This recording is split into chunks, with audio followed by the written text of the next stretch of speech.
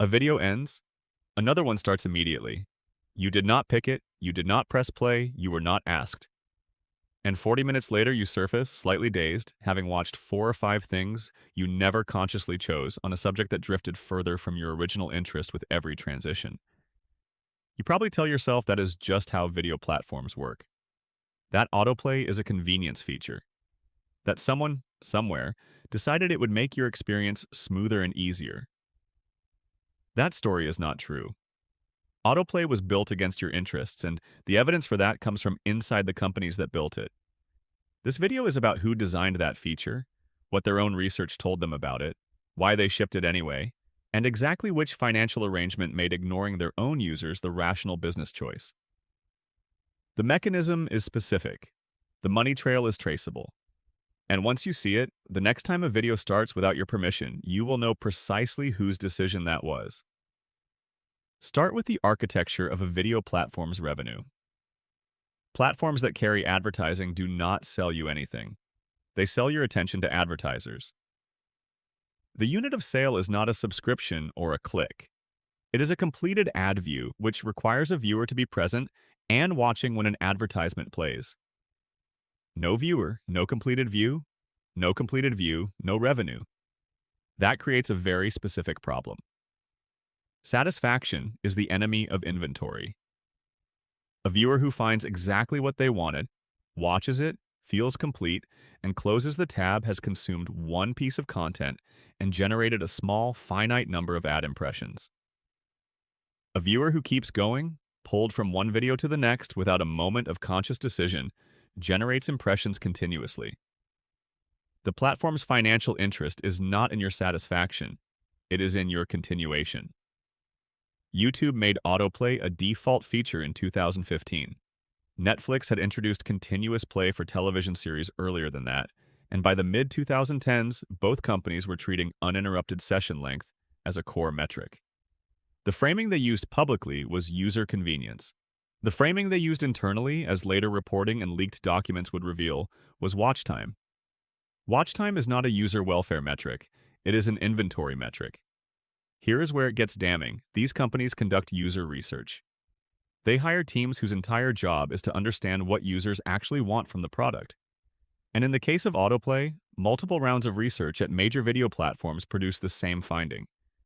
A substantial portion of users reported feeling that autoplay made them watch more than they intended to, and that the feeling was not positive. They did not report feeling served, they reported feeling caught. Netflix's own research, reported on by journalists covering the company's internal culture, found that the countdown timer before the next episode starts, which defaults to a very short window, was specifically calibrated to make opting out require active effort. The default is continuation. Stopping is the action that requires a decision. That inversion is not accidental and it is not neutral. It is a design choice with a financial beneficiary. The countdown timer deserves its own examination because it is a masterclass in choice architecture. When a countdown reaches 0 and the next episode begins, the platform has not played a trick on you in any obvious sense. You were there. You saw the timer. You could have pressed something, but the design exploits a well-documented cognitive tendency. Inaction is the path of least resistance. The platform defaults to play, knowing that inaction means continuation, and that continuation means revenue. This is sometimes called a default bias exploit. Behavioral economists have documented for decades that whatever option is set as the default is chosen at dramatically higher rates than the same option presented as an active choice.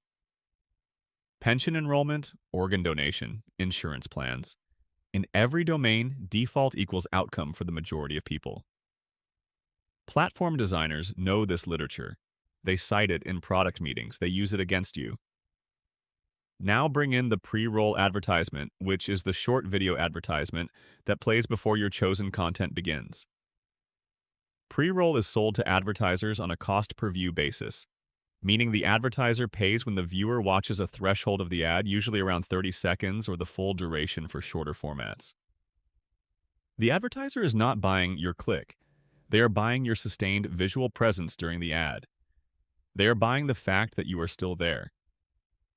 The inventory for pre-roll is bounded by the number of times a viewer initiates a piece of content. If you click play on one video, you generate one pre-roll slot. If Autoplay moves you through 10 videos in a session, the platform generates 10 pre-roll slots from a viewer who made one conscious choice.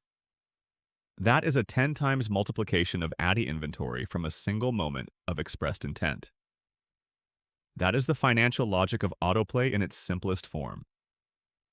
Google, which owns YouTube, reports advertising revenue in its earnings disclosures.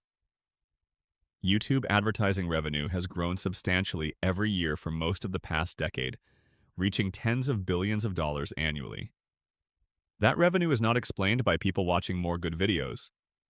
It is explained by people watching more videos in longer, unbroken sessions, generating more pre-roll and mid-roll inventory, which Google then sells at scale to brands and agencies through its ad network. The ad network layer is worth understanding because it adds another set of financial beneficiaries beyond the platform itself. When a brand wants to run a pre-roll campaign on YouTube, it often does not go directly to YouTube. It goes through a programmatic advertising platform, a demand-side platform, or an agency trading desk.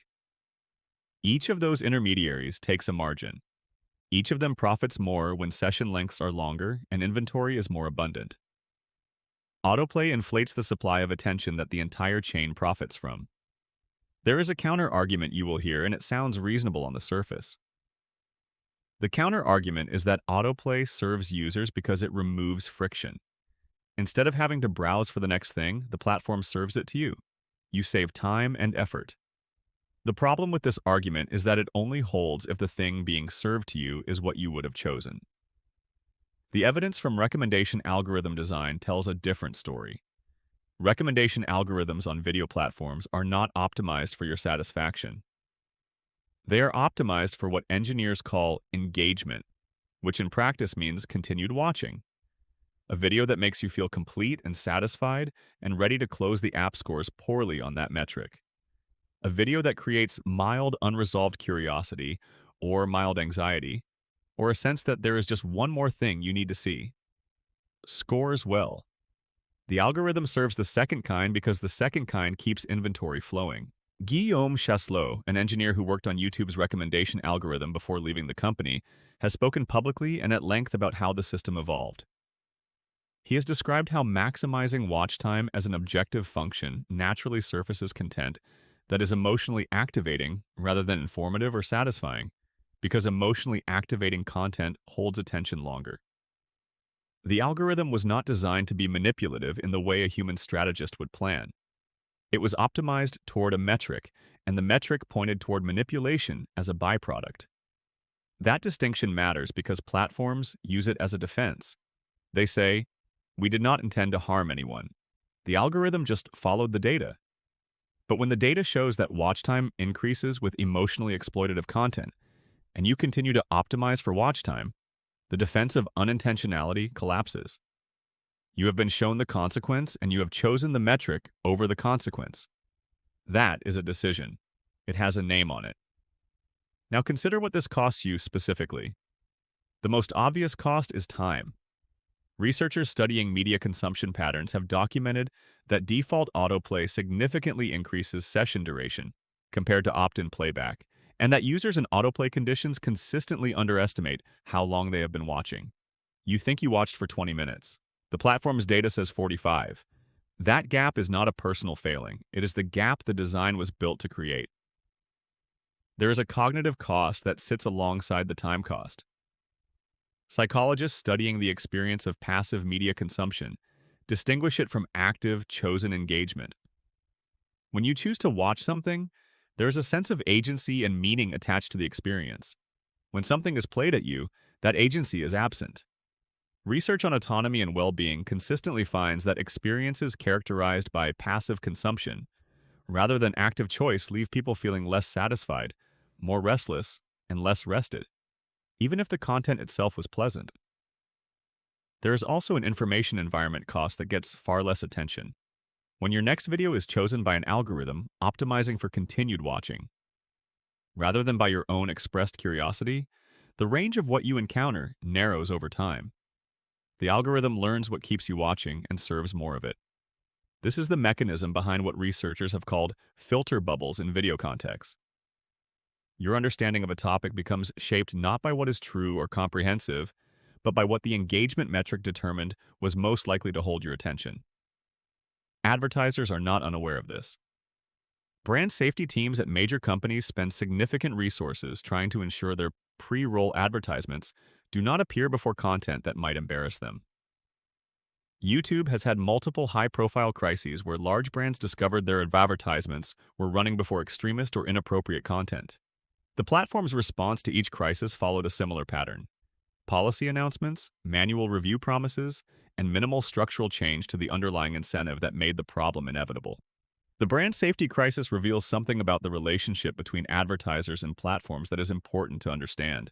Advertisers are not the victims in this system. They are co-beneficiaries who occasionally become collateral damage. When a brand's ad runs before objectionable content, the brand suffers reputational harm, but the platform already collected the impression revenue. The advertiser's discomfort is a cost externalized onto the brand by the platform's decision to maximize inventory over curation. The viewer's discomfort is externalized onto the viewer. Neither externality appears on the platform's balance sheet. It is worth going back in time briefly because Autoplay did not appear fully formed. In the early years of streaming video, platforms experimented with different models. Early Netflix in its streaming incarnation presented a browsing interface where you chose each thing you wanted to watch. The shift toward continuous play for episodic content came as the company began competing for total hours of subscriber engagement, a metric that influenced how the company valued its own content investments and how it pitched to investors. Netflix's public position for many years was that its greatest competitor was sleep. That phrasing was used by the company's chief executive in investor communications. It has since been walked back in tone, but the operational logic it described was never abandoned. A platform that defines sleep as a competitor has explicitly named the human body's recovery needs as an obstacle to its revenue model. The candor was striking. The implications were quietly accepted by investors and analysts without much scrutiny. YouTube's evolution runs on a parallel track. In its early years, the platform was oriented around search and discovery. You typed in what you wanted, you found it, you watched it, you left. The recommendation sidebar existed but was not dominant. The aggressive push toward autoplay and recommendation-driven session extension came as the platform's advertising model matured, and as Google began treating YouTube as a major revenue center, requiring growth in inventory supply, not just in content quality. The mobile context made everything worse. On a desktop computer, closing a video requires a deliberate gesture. On a mobile device, the screen is right there in your hand, the speakers are close to your ears, and the phone's default behavior reinforces continued engagement through screen-on states and notification suppression during playback. Mobile video consumption is a context specifically designed by device manufacturers and platform partners to minimize interruption to the session. Every party in that arrangement profits from your continuation. The skip button on pre-roll advertisements deserves specific attention because it is often cited as evidence that the system respects your choice. After 5 seconds, you can skip. You do not have to watch. The option is right there. But research on skip behavior tells a more nuanced story. Skip rates are high for most pre-roll, but platforms charge advertisers significantly more for unskippable formats and for placements in contexts where skip rates are historically lower, such as autoplay sessions where a viewer is passively engaged and less likely to interact with the interface at all. Unskippable pre-roll is a growth product for video advertising platforms. Advertisers pay a premium for the certainty that the viewer cannot exit. The platform profits more from a captive viewer than from a viewer with options. The skip button's existence, framed as a user right, simultaneously creates an ad product tier where that right is sold away to the highest bidder, and the user is never informed that their session type may determine whether that button appears at all. Subscription tiers that promise ad-free viewing have added another layer to this structure. Netflix introduced an ad-supported tier in 2022. Disney Plus and others followed. The architecture of these tiers is deliberately asymmetric. The ad-free experience costs meaningfully more, while the ad-supported tier is priced to recruit users into the ad inventory pool. Platforms are not offering you a choice between two equivalent products. They are offering you the option to pay to escape a condition they designed to be uncomfortable enough to motivate payment. That is a specific business model with a specific name in product design circles. It is called pain point monetization. You create or preserve a friction, discomfort, or limitation, and you sell its removal. The pain point in this case is the loss of your own attention and the interruption of your viewing by advertisements you did not want. The platform created that condition deliberately and then charges you to undo it. The same company is on both sides of that transaction. Children are a specific population worth discussing separately. Platforms including YouTube have dedicated children's products. YouTube Kids was created in part as a response to regulatory pressure about children's data collection. But the autoplay mechanic was preserved in these products. Child development researchers and pediatric health organizations have raised sustained concerns about autoplay in children's media environments, specifically because the passive continuation model is more disruptive to developing attention regulation than adult users who have more established capacities to interrupt their own behavior. The Federal Trade Commission in the United States reached a settlement with Google over children's data practices related to YouTube, resulting in a substantial fine and restrictions on data collection from users identified as children. The autoplay mechanics in children's products were not the central subject of that action, but the underlying dynamic, a platform capturing and extending attention from a population with limited capacity to assert their own exit, was directly relevant to the concerns motivating regulators. The regulatory landscape around autoplay and attention harvesting is still underdeveloped relative to the scale of the practice.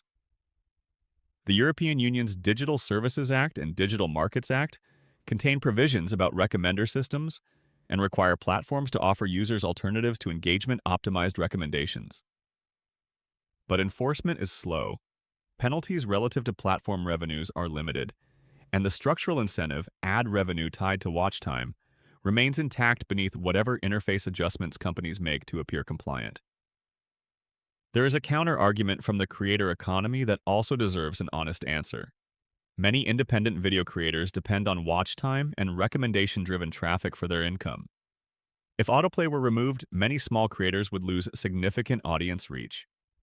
That tension is real, but it is a tension the platform created and now uses as a shield. Creator dependence on recommendation algorithms is a consequence of the platform making algorithmic distribution the only viable channel, not an argument for the autoplay system's neutrality. The platform created a world in which creators cannot survive without feeding the engagement machine, then points to those creators as evidence that the engagement machine serves them. It is the same logic as any system that creates dependency and then presents the dependency as proof of value. The creators are not beneficiaries of autoplay so much as they are secondary victims of the same structure. Their work processed into inventory and their welfare made contingent on serving the metric. So what does the system actually want from you? It wants what advertisers pay for: your eyes, your ears, and your persistent presence during the moments between the content you chose. It wants the passive version of you, the version that does not make active decisions, the version that is still there 30 minutes after your original intention was satisfied. The entire architecture of the modern video platform, the recommendation sidebar, the countdown timer, the autoplay default, the unskippable ad tier, is designed to capture that passive version and hold it. The reframe is this: you have been taught to experience autoplay as a neutral default, the natural behavior of a video service. It is not neutral, and it does not default in any organic sense. Someone set that default in a product meeting with awareness of the research, with awareness of what users reported feeling, and with awareness of the revenue consequence of changing it. The setting was chosen. It was chosen deliberately. And the person who chose it works for a company that profits when you do not stop watching. Every video that starts without your permission is an inventory event. Every pre-roll advertisement you sit through in the first passive seconds before you reach the skip button is a completed impression sold to a brand. Every extra 30 minutes you spend in a session you did not intend to extend is captured in a dashboard somewhere and used to justify the next round of ad rate increases. Your inattention is their product. Your passive continuation is their margin. And now you can see the strings.